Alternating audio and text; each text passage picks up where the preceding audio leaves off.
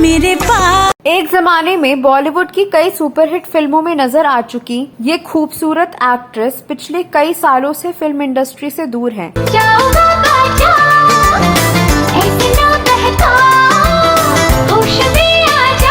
लेकिन आज भी उनका ग्लैमरस अंदाज और उनकी खूबसूरती देखते ही बनती है।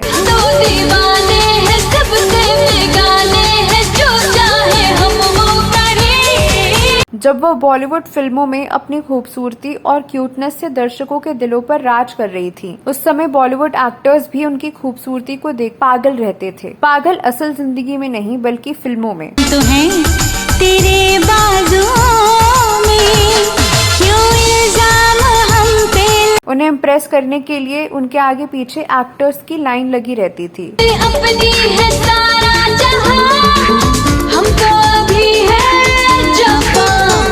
हर फिल्म में उनसे शादी करने के लिए हीरो एक दूसरे से लड़ते नजर आते थे। लेकिन क्या आप जानते हैं कि जिनसे शादी करने के लिए एक्टर्स आपस में लड़ते थे, उन्होंने अभी तक शादी नहीं की है और वह सिंगल हैं। इस वीडियो में आज मैं इसी एक्ट्रेस रिम्मी सेन की जिंदगी के बारे में बताऊंगी। कॉमेडी फिल्मों से खास पहचान बनाने वाली इस एक्ट्रेस को बॉलीवुड क्यों छोड़ना पड़ा।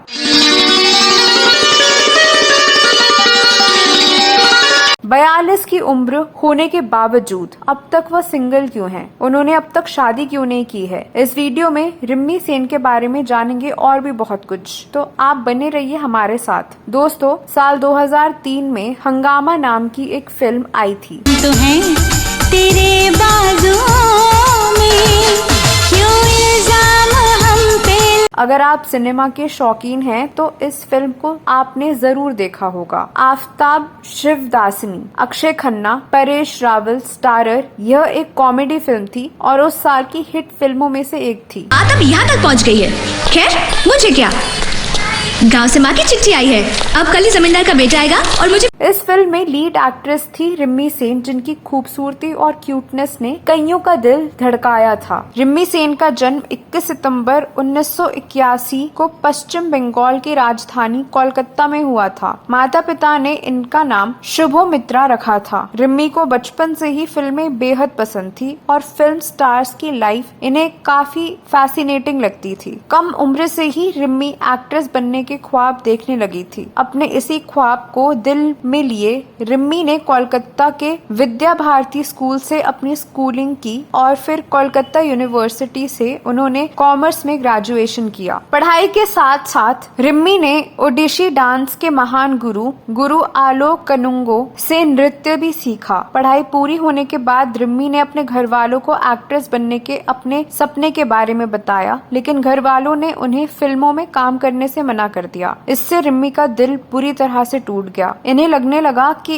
इनका जीवन शुरू होने से पहले ही खत्म हो गया। ऐसे में इनके दादा इनके सपोर्ट में आए और दादा के कहने पर इनकी माँ इनके साथ इनके संघर्ष में साथ देने मुंबई आ गई। मुंबई आने के बाद रिम्मी सेन का संघर्ष शुरू हुआ, लेकिन खुशकिस्मती से इन्हें जल्द ही विज्ञापनों में काम मिलने लगा। आमिर खान के साथ ये नजर आई कोका कोला के विज्ञापन में और इसी विज्ञापन के बाद रिम्मी की किस्मत बदलनी शुरू हो गई। एक कोका कोला दीजिए तो भैया।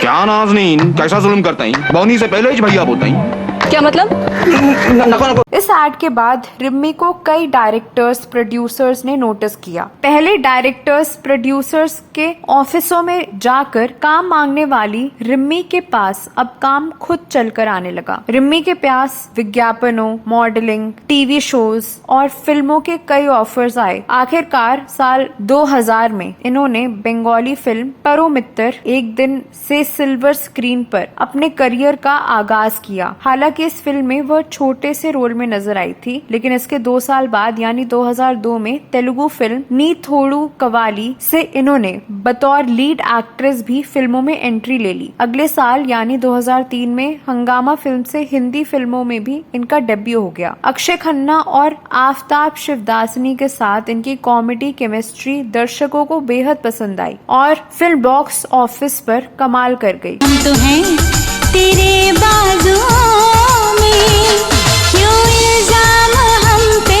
इस फिल्म की कामयाबी से रिम्मी की किस्मत भी खुल गई और इनका करियर चल निकला। इसके बाद तो इन्होंने बागबान, धूम, गरम मसाला, क्योंकि, दीवाने हुए पागल, फिर हेरा फेरी और गोलमाल जैसी सुपरहिट फिल्मों में सलमान खान, अमिताभ बच्चन और अक्षय खन्ना के साथ काम किया। कोई नहीं है कमरे में, क्या हंसी मिला है पल, आज शरारत करने। अपने करियर में इन्होंने छोटी बड़ी मिलाकर 22 फिल्मों में काम किया। इनकी आखिरी फिल्म थी थैंक यू, जिसमें ये इरफान खान, बॉबी देओल और सुनील शेट्टी जैसे बड़े सितारों के साथ कॉमेडी करती नजर आई। इसके बाद से ही रिम्मी फिल्मों से गायब हो गई। रिम्मी के फैंस ने इन्हें कुछ सालों बाद यानी 2015 में एक बार फिर से देखा रियलिटी शो बिग बॉस के 9वें सीजन में। बिग बॉस हाउस में अपने बिहेवियर को लेकर ये काफी चर्चाओं में रही थी। इनके फैंस को लगा कि शायद अब रिम्मी कमबैक करेंगी, लेकिन बिग बॉस के बाद ये फिर से नजर आनी बंद हो गई। हालांकि साल 2016 में इन्होंने फिल्म प्रोड्यूसर के तौर पर कमबैक किया film Budhia Singh born to run से। जितना ज्यादा रोकोगे